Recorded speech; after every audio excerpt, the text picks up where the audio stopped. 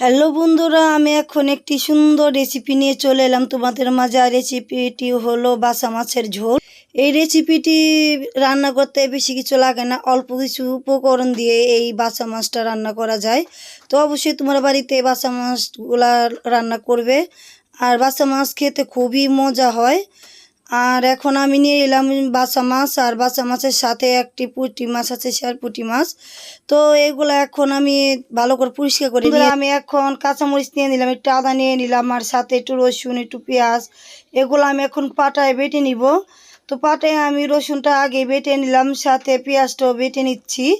তো পেঁয়াজটা বাটার পরে আমি নিয়ে নিলাম কিছু পোস্তা দানা। তো পোস্তা দানাগুলো আমি ভালো করে বেটে আলাদা করে নিব। আর সাথে আমি কাঁচামরিচগুলো ভালো করে বেটে নিলাম। তো বেটে আমি এখন সেই বাচ্চা মাছের মধ্যে একটু লবণ, একটু হলুদের গুঁড়ো, একটু মরিচের গুঁড়ো দিয়ে ভালো করে মাছটা আমি মাখিয়ে নিব। তো মাখানো হয়ে গেলে আমি একটি কড়াইতে তেল দিয়ে দিব। তো তেলটা গরম হয়ে গেছে আমাদের। এখন আমি মাছগুলো ভালো করে ভেজে নিব। তো উল্টে পাল্টে ভেজে নিয়ে আমি এখন মাছগুলো তুলে নিব। তো মাছগুলো আমি এখন তুলে নিলাম। তো তুলে নেওয়ার পর আমি সেই তেলের মধ্যে একটি তেজফোড়ন দিয়ে দিলাম, সাথে গুটে জিরা দিয়ে দিলাম, সাথে কাঁচামরিচ বাটাগুলো দিয়ে আমি ভালো করে কষিয়ে নিব। কষানোর পর আমি পেঁয়াজগুলো দিয়ে দিলাম। তো পেঁয়াজ আর রসুনগুলো দিয়ে আমি ভালো করে ভাজা ভাজা করব।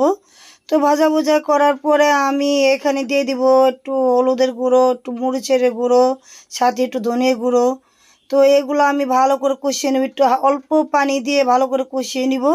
তো কষানোর পরে আমি এখানে একটু লবণ অ্যাড করব। তো সাথে আমি পোস্তা দানা বাটাগুলো দিয়ে দিলাম, দিয়ে আমি ভালো করে কষিয়ে নিব। তো কষানোর পরে আবার একটু একটু পানি অ্যাড করব। তো এই পানিটাই আমার দিয়ে রান্না হবে।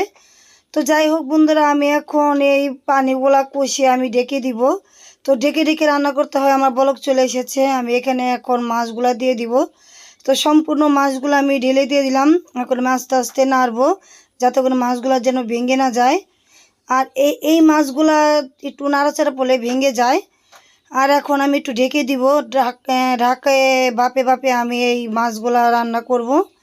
তো মাছগুলো আমি একটু জিরে ফাঁকি দিয়ে দিলাম, একটু গরম মশলার গুঁড়ো দিয়ে দিলাম, দিয়ে আমি হালকাভাবে একটু নেড়ে দিব। হালকা নেড়ে দিয়ে আমি ঢেকে দিব।